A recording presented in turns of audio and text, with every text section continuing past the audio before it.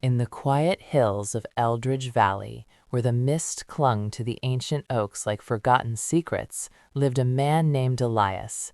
He was a carpenter by trade, but life had worn him down like the rough grain of old wood. At 52, Elias had lost his wife to a sudden illness 5 years prior, and with her went the light from his eyes. His only companion was a loyal golden retriever named Rufus, a dog with fur as warm as sunlight and eyes that held the wisdom of unspoken sorrows. Rufus had been a gift from his wife, a pup she'd rescued from the roadside just before her passing. Together, they wandered the trails behind their modest cabin, Elias seeking solace in the rhythm of his footsteps, Rufus bounding ahead with unyielding joy. One crisp autumn evening, as the sun dipped below the horizon, painting the sky in hues of amber and crimson, Elias and Rufus ventured deeper into the woods than usual. Elias carried a small axe, intending to gather firewood, but his mind was elsewhere, lost in memories of laughter that echoed no more. Rufus, sensing his master's melancholy, stayed close, his tail wagging gently as if to say, "I'm here, always." The path grew narrow, overgrown with brambles that tugged at Elias's coat. He pushed on, driven by a restlessness he couldn't name. That's when they heard it, a soft melodic hum drifting through the trees like a lullaby from another world. Rufus's ears perked up, and he let out a low whine, not of fear, but curiosity. Elias froze, his heart pounding. In all his years roaming these woods, he'd never encountered another soul this far in. Following the sound, they emerged into a hidden glade where wildflowers bloomed out of season, defying the chill. At the center stood a woman, her long silver hair cascading like moonlight over a cloak woven from leaves and vines. She was tending to a garden of glowing herbs, her hands moving with an ethereal grace. This was no ordinary woman. Whispers in the village spoke of a witch who dwelled in the shadows, one who could bend nature to her will, but shunned the world of men. The woman turned, her eyes, a piercing emerald green, locking on to Elias. Rufus growled softly at first, but then tilted his head, as if recognizing something familiar in her gaze. "You've wandered far, stranger," said the woman, her voice like the rustle of wind through leaves. "These woods are not kind to the lost." Elias stammered, introducing himself and apologizing for the intrusion. He explained he was just gathering wood, but the truth was he felt drawn here, as if the forest itself had guided him. The witch, who called herself Mira, smiled faintly. "The forest guides those who need it most, and you, Elias, carry a heavy heart."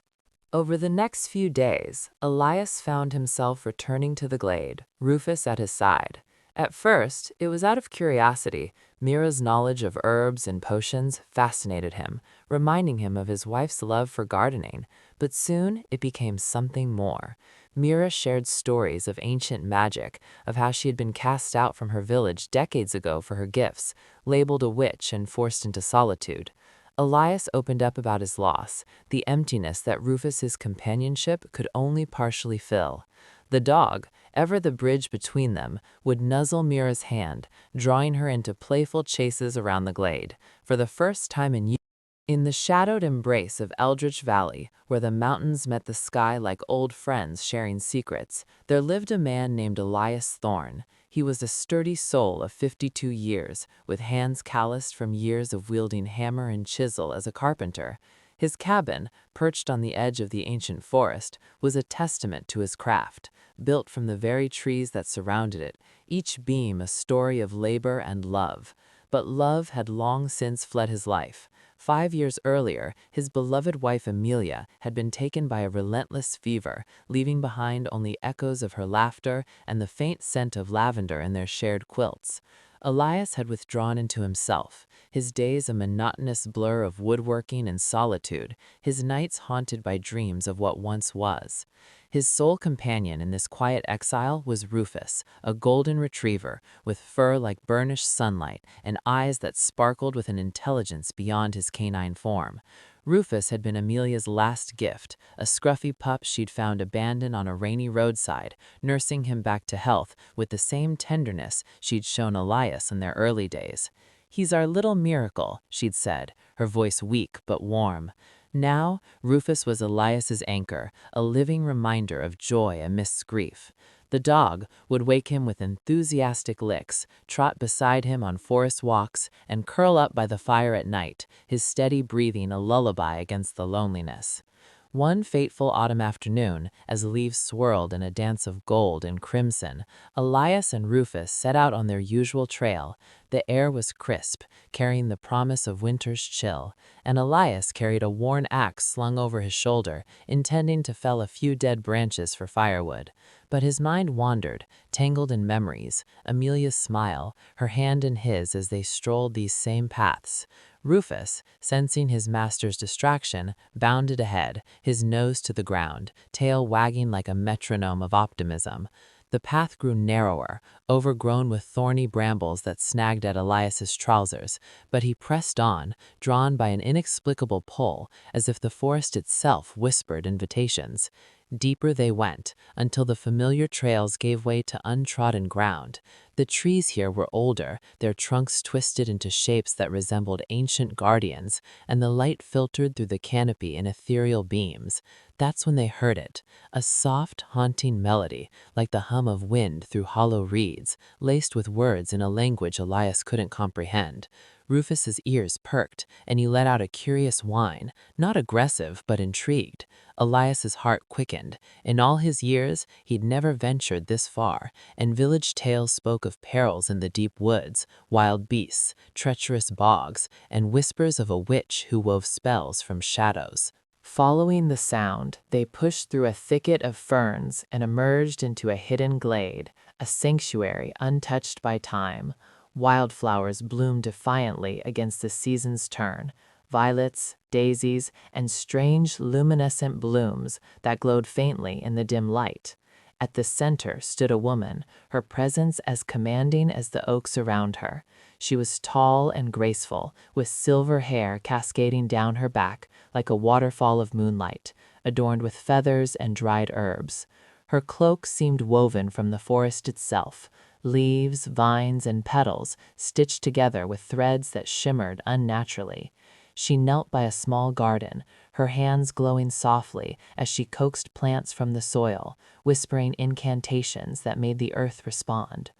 Rufus barked once, sharply, but then tilted his head, his tail giving a tentative wag. The woman turned, her eyes meeting Elias's, eyes of deep emerald, flecked with gold, holding depths of wisdom and sorrow. "You've crossed the veil," she said, her voice a melody that echoed the hum they'd followed. "Few do so without invitation. What brings you here, wanderer?" Elias stammered, his axe suddenly heavy in his grip. We didn't mean to intrude. I'm Elias, and this is Rufus. We were just gathering wood." But even as he spoke, he felt the lie in his words. Something had drawn him here, a magnetic force he couldn't name. The woman rose, brushing soil from her hands, and approached with a fluid grace. Rufus sniffed at her cautiously, then licked her fingers, eliciting a soft laugh from her, a sound like tinkling bells. "I'm Mira, and your dog senses no threat in me. That's wise. The forest protects its own." That first encounter lingered in Elias's mind like a dream. He returned home with Rufus, his arms laden with wood, but his thoughts on Mira. Was she the witch of village legends, the one said to curse those who wronged her or heal with a touch? The stories varied, but all agreed she was solitary, shunned for her unnatural gifts. Yet in her eyes, Elias had seen not malice, but a mirror of his own isolation. The next day, curiosity, or perhaps fate, drew him back. Rufus led the way eagerly, as if he'd claimed the glade his own. Mira was there, brewing a potion over a small fire that burned without smoke. She welcomed them without surprise, offering Elias a cup of herbal tea that warmed him from within, easing the ache in his joints he hadn't realized was there. They talked, haltingly at first. Elias shared fragments of his life, his carpentry, his loss, how Rufus kept him from the abyss. Mira listened, her gaze never wavering. In turn, she revealed her story. Born with the gift of earth magic, she'd been accused of witchcraft in her youth, driven from her village after a spell gone awry during a famine. They feared what they couldn't control, she said, stroking Rufus's fur as he lay at her feet. So I made my home here, where the trees don't judge. Days turned to weeks, and the glade became a refuge. Elias brought tools to repair Mira's modest hut, hidden behind illusionary vines. Rufus reveled in the space, chasing butterflies that Mira conjured with a wave of her hand, or rolling in patches of enchanted grass that tickled his belly. The dog's joy was infectious. Elias found himself smiling more, his laughter rusty but genuine. Mira taught him small magics, how to identify healing herbs, how to listen to the wind's warnings. In return, Elias shared tales of the human world, of festivals and friendships long forgotten. But it was Rufus who wove their hearts together. The dog, with his unwavering loyalty, bridged the gap between man and witch. One evening, as twilight painted the glade in purples, Rufus uncovered a buried trinket, a silver locket from Mira's past, lost during her exile. Inside was a faded image of a young girl with Mira's eyes, her sister, lost to the same villagers who banished her. Tears welled in Mira's eyes as she held it, and Elias, moved, placed a hand on her shoulder. "He's got a knack for finding what's hidden," Elias said softly. Rufus whined, nuzzling them both, as if understanding the weight of the moment. As winter's grip tightened, their bond faced its first trial. A fierce storm ravaged the valley, winds howling like banshees, snow blanketing the world in white silence. Elias and Rufus trudged to the glade, worried for Mira. They found her hut buried under drifts, the witch inside shivering despite her spells. Her magic, tied to the forest's vitality, weakened in the cold. Together they fortified the shelter, Elias with his carpentry, Mira with wards of warmth, Rufus providing comic relief by shaking snow from his fur in great fluffy explosions. In the storm's aftermath, Rufus fell ill. He'd chased a shadow in the blizzard, perhaps a spirit, Mira mused, and returned limping, his breaths labored, eyes dulled. Elias carried him to Mira's hut, panic clawing at his throat. "Please save him," he begged, voice breaking. "He's my family." Mira nodded, her face grave. Through the night, she worked tirelessly, grinding rare roots into paste, chanting spells that made the air hum with energy. Elias assisted, holding Rufus steady, whispering encouragements.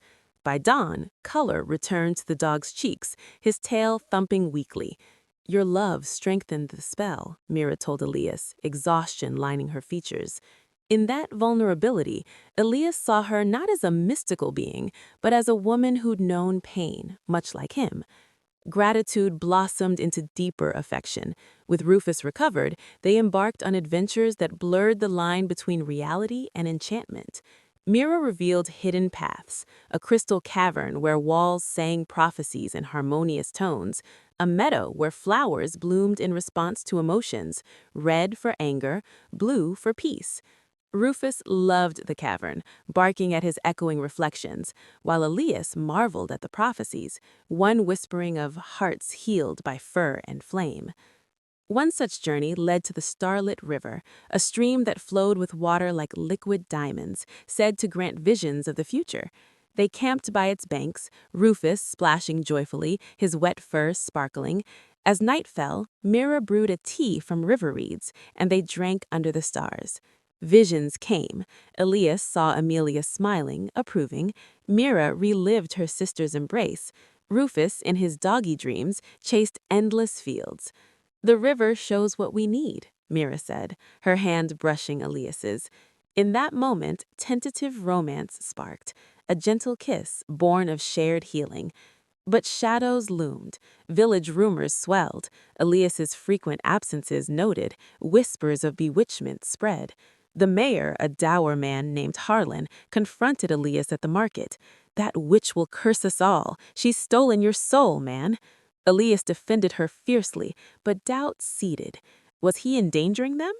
Rufus, ever perceptive, growled at Harlan, standing. The climax came with the loggers, city folk armed with machines, encroached on the forest, threatening Mira's home and her magic's source. "The trees are dying," she confided, her voice trembling. "With them, I fade." Inspired by Rufus's bravery, the dog once faced down a wolf to protect them. Elias rallied. He spoke to the villagers, sharing stories of Mira's kindness, how she'd healed their crops in secret. Rufus became the ambassador, his friendly nature winning over skeptics. The confrontation was epic. As loggers advanced, Mira cast spells, vines entangling chainsaws, winds howling warnings. Elias stood at the forefront, axe in hand, not for cutting, but defense, villagers beside him. Rufus barked ferociously, hurting the intruder's back. A logger raised a gun, but Mira's illusion made it seem the forest rose against them, trees groaning, shadows shifting. Overwhelmed, they fled, vowing to seek sustainable paths. Victory cemented their legacy. The forest thrived, Mira's strength renewed, Elias and Mira's love deepened, a quiet partnership of equals. Rufus aged gracefully, his adventures slower but no less spirited. Yet, time claims all. One serene spring, Rufus's steps faltered. He lay in the glade, surrounded by blooming flowers, his breath shallow. Elias and Mira held him, tears flowing. "You've been our light," Elias whispered. Mira chanted a final spell, easing his passage, and Rufus slipped away peacefully, tail giving one last wag. Grief united them further. They buried him under a golden-leaved tree Mira enchanted, a monument to loyalty.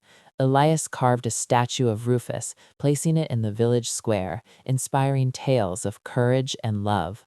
Children visited, learning that true magic is in bonds unbroken. Years later, Elias and Mira grew old together, their story a beacon. The man found purpose, the witch acceptance, the dog eternal life and memory. In Eldridge Valley, whispers endure of a man, his dog, and a witch woman, proving that from loss springs inspiration, emotion weaving the strongest spells. If this story touched your heart, please support my channel by subscribing and sharing it with your friends. Your love and support keep these stories alive.